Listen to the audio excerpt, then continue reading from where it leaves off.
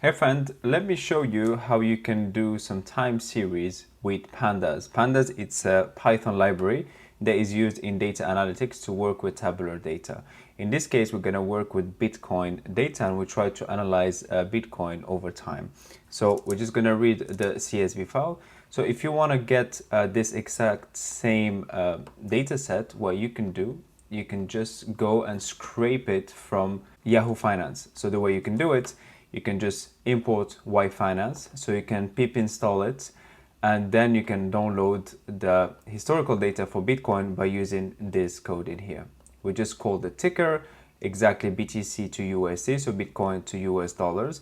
We chose the period to be the maximal period to show everything, and then we just save it into a CSV.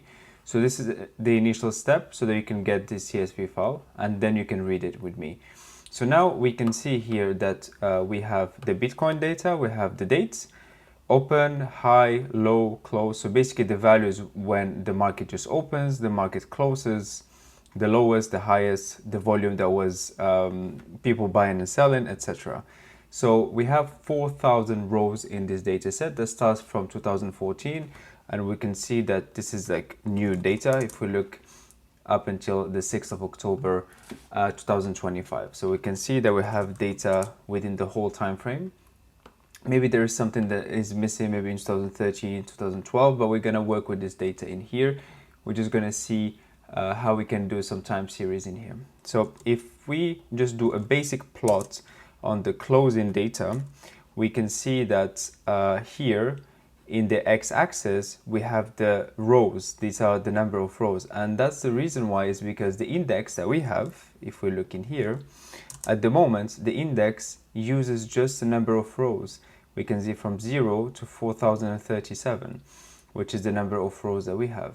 But we would like to turn it into using the date as the index, and for that we need to do something a little bit differently.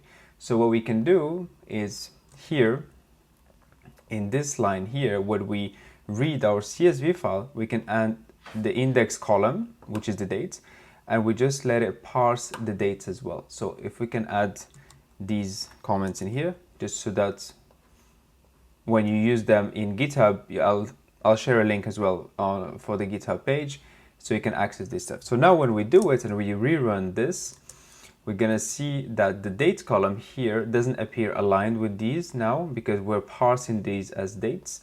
And if we plot this, you can see that now we have the years in here and we have the evolution over time. And if we check the index, we're gonna see that the index now is the dates that we're using. So this is how quick we can get going with Pandas and to do some time series in here. So if we look at just the types of the columns, we should see that we have all of them in here. We don't see the date now because the date is used as index, but if we did before, you'll see that the date column was an object. And if you want to turn it into datetime, you can clearly turn it into datetime as well. If we want to just look specifically, let's say for 2022, let's make it a little bit smaller. We can see here we just do .loc. Basically, we locate 2022. Here it does recognize that we're looking into the index, and our date now is the index. So now it's showing us the evolution for the year 2022, and you could do it for the year 2023, any year, and you can see 2023 had a really big spike, 2024 even more, etc. And you could play around with this, so you can be more specific. So for example, if you want to look between certain years, you'll just do locate 2021 up to 2025, so it will include these years in here, and you can see the results. We can see a massive spike starting from 2023 up to 2025 now. So if you want to also look at something more specific, like a month, you could do 2022 here -01. The thing that you should be aware of is that Pandas is quite a smart library, and it does recognize so many different formats. So even if you literally just go here and put 2022 April, it will recognize it. It will recognize all these formats and maybe even more. So don't worry too much about what kind of format you need to put in. As long as you give it enough information, it goes from years up until nanoseconds. So this is how powerful Pandas can be for this. And if you want to do something more statistical, where we want to get some mean values when we are sampling per month, this is what we can do. We can do the same thing. We look at the data in 2024, the data on the pricing when we're closing the markets, and we're looking on a monthly basis to get the mean values. And you're going to see here that we get the mean values of the monthly. And this one can give us some ideas on how the market is performing. And here you can even do it weekly if you want, or you can do it bi-weekly. And even look at, for example, at the standard deviation instead of looking at the mean. So here you play around with what you want, and you can see that you can do a lot of stuff with here. So if we make things a little bit fun and look a little bit prettier, we can, for example, compare the mean when we look at the monthly compared to the weekly values, and just plot them all in one chart like this. We can see the closing value is in blue, we can see the weekly mean is in green, and we can see the monthly mean is in orange.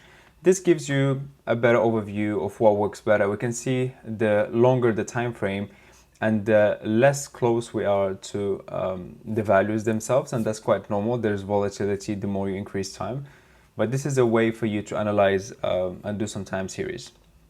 Now let's say we want to look into also working with another cryptocurrency, let's say Bitcoin, and we also want to work with Ethereum. And to work with Ethereum, we're just going to call it the same way we did earlier. So we have the Bitcoin and we have now the Ethereum. And the same way we can go to Yahoo Finance as we did initially here. And this is why I had another one as well here for Ethereum. So you're going to do the same, you're going to run it, and you're going to have two data frames here that you're going to use. We're going to do the indexing column so that Pandas does recognize this as a time series. And we're going to pass the dates, set it as true.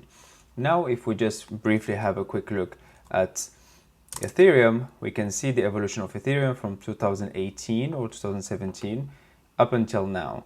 We can see also a nice spike. But the goal here will be to look at them together. And let's say we want to just see how many rows we have in each data frame. So Ethereum has 2,888, whilst Bitcoin has 4,000. And it's normal because Bitcoin has a few more years than Ethereum. So now we want to merge them so we can do some cool analytics and visualization together. The way we can do it is just create this variable, we call it crypto, and we're gonna merge the Bitcoin data and the Ethereum data on date column. Both of them have the same column, so if we just briefly just print them, if we do just Ethereum data, we're gonna see that it looks exactly the same as the Bitcoin. So we're gonna merge on the date. How inner join? So inner join, basically we're gonna just keep those rows where they have similarities. So if we did outer, we were gonna also include all the years where Bitcoin appears, but Ethereum will be none, will have no values because it didn't exist at that time.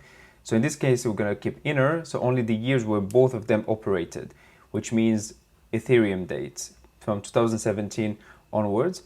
And here these are just suffixes, so we can have the same column names, but it will be underscore BTC or underscore ETH, just so that it looks better overall. So now we can see that we merged the data. We can see that it starts for 2017 because we did inner join. Let me do an outer join just so you have an idea. Now we can see that we have 4,000 rows and it starts from when Bitcoin basically started. But in our case, let's keep it inner join in here. And now we're gonna wanna do some plotting and see to do some comparisons. So now we do this, and what we compare is the closing price for Bitcoin and Ethereum, and you can see that this graph doesn't look the best because we can barely interpret Ethereum because the values are much lower, which means we can barely see if it's improving or not. So in this case, there is a simple way of fixing this. What you can do is just add subplots. So basically here, you just mention inside that subplot is true, which means it will plot Bitcoin and Ethereum one on top of the other. And it will give something that looks like this. This is much better. We can already see them clearly, the evolution of Bitcoin and Ethereum. And we can also spot that they move roughly the same.